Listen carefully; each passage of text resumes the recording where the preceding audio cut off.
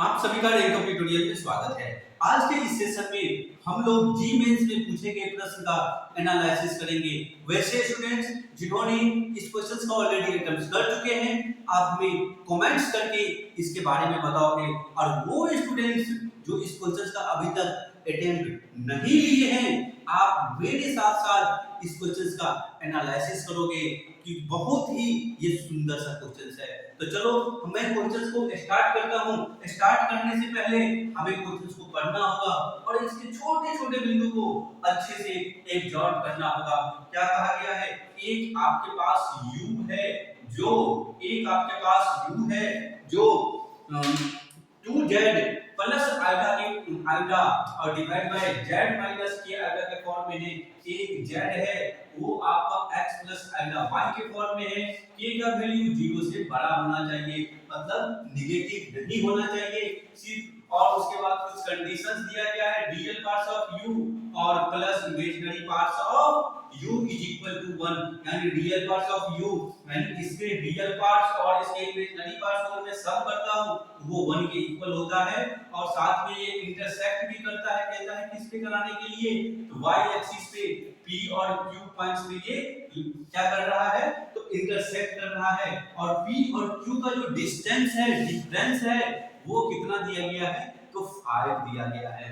और आपको बताना है जो इसमें जो k है इन्वॉल्व कोई, उसके बारे में बताना है। बहुत ही सुंदर सा प्रश्न है और इस कोई ज्यादा डिफिकल्ट नहीं है, सिर्फ आपको थोड़ा कलम उठाना होगा और क्वेश्चंस को सॉल्व करना होगा। आपके पास जो u है वो 2z प्लस आइटा और plus z minus k into iota है। आप z क्या ले सकते हो, हमें कह दिया गया है तो z x plus iota y के फॉर्म में। तो चलो मैं टाइम को वेस्ट ना करते हुए सीधा यहाँ पे हम z की वैल्यू को लाके रख देता हूँ। तो मेरे पास x plus iota y plus में आइटा दिख रहा है, साथ में और क्या दिख रहा है, तो साथ में हमें नीचे में जो दिख रहा है वो x plus iota y minus k into iota. अब इसको अगर मैं सेपरेटली करता हूं रियल पार्ट और इमेजिनरी पार्ट्स को, तो हमें क्या दिखता है, इसको 2 से मल्टीप्लाई करता हूं तो 2x और प्लस में आइटा को कॉमन कर लेता हूं तो यहां पर हमें 2y और यहां पर हमें क्या दिखेगा, तो 1 दिखेगा। नीचे में क्या हो गया, तो x प्लस में iota common y minus k। अब आपको अच्छे से पता है अगर नीचे में कोई कॉम्प्लेक्स नंबर्स आ जाते हैं तो इसी पार्ट्स कॉम्प्लेक्स नंबर्स का कंजुगेट से नोमिनेटर एंड डोमिनेटर्स को हम मल्टीप्लाई कर देते हैं, मतलब इसके ऊपर भी और नीचे भी इसके कंजुगेट पार्ट से मल्टीप्लाई कर देता हूं। तो बहुत ही ये सुंदर सा प्रश्न है, इसको आपको ध्यान से देखना है। तो चलो इसका जो आप रियल पार्ट्स लिखोगे, इसका जो रियल पार्ट्स लिखेंगे वो मेरे पास कुछ ऐसा आएगा।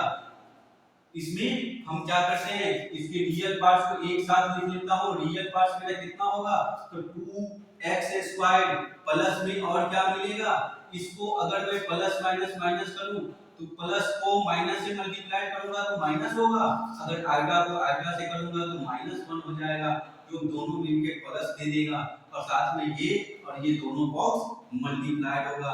तो हमारे पास रियल पार्ट्स कुछ इसके इस टाइप से आ गए।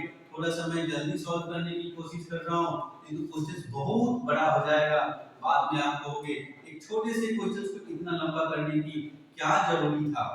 चलिए, और इसके बाद मेरा जो इमेजिनरी पार्ट्स है वो आपका u कैसा होगा, इसके इमेजिनरी पार्ट्स को अगर इसके साथ करूंगा तो ये हमें कुछ ऐसा दिखेगा। और बच्चों अगर मैं इसको इसके साथ करूंगा तो -2x y माइनस k दिखेगा। नीचे भी क्या हो जाएगा, तो सिंपल सी बात है, इतना ही दिखेगा। अब हम अकॉर्डिंग टू क्वेश्चन से अगर मैं जाता हूं, अगर अकॉर्डिंग टू क्वेश्चन जाता हूं तो क्वेश्चंस में हमें ऑलरेडी क्या दे दिया गया है, real parts of u plus imaginary parts of u is equal to 1 दे दिया गया है। बहुत सुंदर सा जवाब मिल रहा है। चलो अब यहां से देखता हूं, ये क्वेश्चंस हमारे पास यानी कंडीशंस हमारे पास गिवन था, ध्यान रखना है इसके ऊपर। रियल पार्ट्स आपके कौन सा है, तो ये है हमारा 2x² plus 2y plus 1 into, अच्छा से लिख देता हूं, फिर इसके बाद है y माइनस k डिवीजन में कितना है, देखो दोनों का एलसीएम एक ही है। तो थोड़ा सा मैं टाइम को क्वेश्चंस को लंबा नहीं करना चाहता हूँ, ताकि आप लोगों को भी परेशानी ना हो, ज्यादा देर वास्ट करने की जरूरत नहीं है। इसके जो इमेजिनरी पार्ट्स हैं वो कुछ ऐसे हो जाएंगे, y पर 2y है ना, 2y माइनस प्लस 1, और फिर यहाँ से 2x इंटू वाई माइनस के, ये किसके इक्वल है, तो 1 के इक्वल है। अब थोड़ा सा देखोगे, अगर इसको आप मल्टीप्लाई करते हो तो आपको क्या दिखेगा, थोड़ा क्रॉस मल्टीप्लिकेशन कर लो यार। अगर जैसे ही क्रॉस मल्टीप्लिकेशन करोगे तो आप क्या कहोगे, हमारे पास कुछ ऐसे फॉर्म्स आएंगे, 2y plus 1 into y minus k plus x into 2y plus 1 minus 2x into y minus k equal to में कितना हो जाएगा, x square plus y minus k का स्क्वायर। अब थोड़ा और भी क्वेश्चंस पे नजर दौड़ाना है। क्वेश्चंस क्या कह रहा था आपको साथियों, तो इंटरसेक्ट करता है किस एक्सिस पे, तो y एक्सिस पे।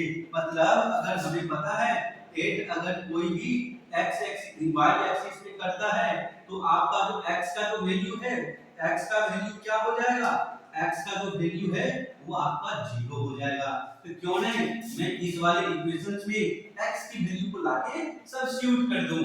जैसे ही x की वैल्यू को इसमें मैं सब्स्टिट्यूट करता हूं, तो जहां जहां पे आपको x दिखाई पड़ रहा है, जहां पे आपको x दिखाई पड़ रहा है, तो जैसे कि इस वाले पोर्शन पे दिखाई पड़ रहा है, तो ये पोर्शन आपका 0 हो गया। फिर यहाँ पे देखो तो इसमें कहीं पर x है, नहीं है, तो मतलब 2y plus 1 into y minus के, और साथ में यहाँ पे 0 हो जाएगा, ये भी 0 हो जाएगा, मतलब 0 प्लस 0, ये तो 0 की बौछार आ गया। अब यहाँ पर इक्वल में देखोगे, ये टर्म भी आपका 0 प्लस में y माइनस के का स्क्वायर। बहुत बढ़िया, इतना सुंदर क्वेश्चन मैंने तो देखा ही नहीं अभी तक, जो एग्रीमेंट्स वाले पूछ देंगे इतना इजी, ये तो सोचा भी नहीं था। अब क्या करेंगे, अब हम क्या करेंगे, तो थोड़ा सा देख लो। अब y माइनस के, अब थोड़ा सावधानी रखना, क्योंकि अगर सीधे यहाँ पे तुमको दिख रहा है y माइनस के कैंसिल आउट हो रहा है, लेकिन करना नहीं है। क्यों नहीं करना है, क्योंकि जैसे करोगे ये क्वाड्रेटिक्स के फॉर्म से बाहर आ जाएंगे, और यहाँ पे y की 2 वैल्यू मिलने वाला है। तो अब हम इसको मल्टीप्लाई करता हूँ, इन दोनों को मल्टीप्लाई करूंगा तो 2y स्क्वायर, इसको इसके साथ करूंगा तो 2y के, इसको इसके साथ करूंगा तो y, और थोड़ा चलेंगे दूरी, इसको इसके साथ करेंगे तो k, इधर a माइनस b का square y square minus 2y के 2ky लिख लो, अच्छा रहेगा। अब प्लस में k स्क्वायर, इस साइड से सारे नंबर को इधर लेके आ जाओ, कोई ज्यादा डिफिकल्ट क्वेश्चन नहीं है। 2y में से 1y माइनस करोगे y बचेगा, ये दोनों टर्म यही पे ऑलरेडी कैंसिल आउट हो रहा है, प्लस में y मिल रहा है, इसको उठा के इधर आओगे तो ये आपका माइनस के स्क्वायर, माइनस के माइनस कॉमन कर लोगे तो के स्क्वायर प्लस के इक्वल टू 0। अब यहाँ से खेल स्टार्ट होता है। अब आप कहोगे y की वैल्यू, मैं क्वाड्रेटिक इक्वेशंस में जाऊंगा, क्वाड्रेटिक इक्वेशंस क्या कहेगा मुझे पता ही नहीं है। तो मुझे पता क्या है, तो मुझे डिफरेंस दिया गया है, यानी difference of y1 and y2, difference of y1 and y2, मतलब ये आपका क्या है, तो कोई क्वाड्रेटिक इक्वेशन है, ये आपका कोई क्वाड्रेटिक इक्वेशन है, ये क्या है, तो कोई क्वाड्रेटिक इक्वेशन है। अब इसका हमें d पता करना है, तो d पता करने के लिए यानी सबसे पहले अच्छे से सुन लो, ठीक है। अगर ये क्वाड्रेटिक इक्वेशंस है, अच्छे से समझना, अगर ये क्वाड्रेटिक इक्वेशंस है तो y की 2 वैल्यू आएंगे, ठीक है, y की 2 वैल्यू आएंगे, मतलब एक y1 होगा और दूसरा y2 होगा। इस y1 और y2 के जो बीच का जो डिफरेंस है ये आपको 5 दिया गया है। कितना दिया गया है, 5 दिया गया है। और क्वाड्रेटिक इक्वेशंस में हम क्या जानते हैं, तो थोड़ा ध्यान से देखना, डिफरेंस ऑफ रूट्स कितना है तुम्हारे पास, तो 5 है। तो डिफरेंस ऑफ रूट्स का मतलब d का वैल्यू रूट्स में होना चाहिए और इक्वल में शायद b स्क्वायर, d तुम्हारा क्या है यहाँ पे 1 है तो 1 का square minus 4 times of a b c, मतलब 1 b कितना, a तुम्हारा 1 है, c कितना है तो तुम्हारा ये minus k square plus k है। थोड़ा ध्यान से देखो मैं कौन से फार्मूला का अप्लाई किया हूं। क्लास 10th में आप जो क्वाड्रेटिक इक्वेशंस फाइंड करने के लिए गए, क्लास 11th में जो क्वाड्रेटिक पढ़े हो वहां से जो आप d की वैल्यू डिस्क्रिमिनेट का जो वैल्यू रखते हो ना, निकालते हो, उसी का वैल्यू रखाओ, फिर इससे में सब क्वेश्चन सॉल्व हो गया। अब इसको आप अगर स्क्वायरिंग में बोथ साइड कर देते हो तो तुम्हारे पास क्या मिल जाएगा, यहाँ पे 1 मिलेगा, minus minus plus 4 into k square plus k, और इधर भी स्क्वायर यानी 25, यानी मैं रूट्स को हटाने के लिए स्क्वायरिंग एंड बोथ साइड किया। बहुत अच्छा।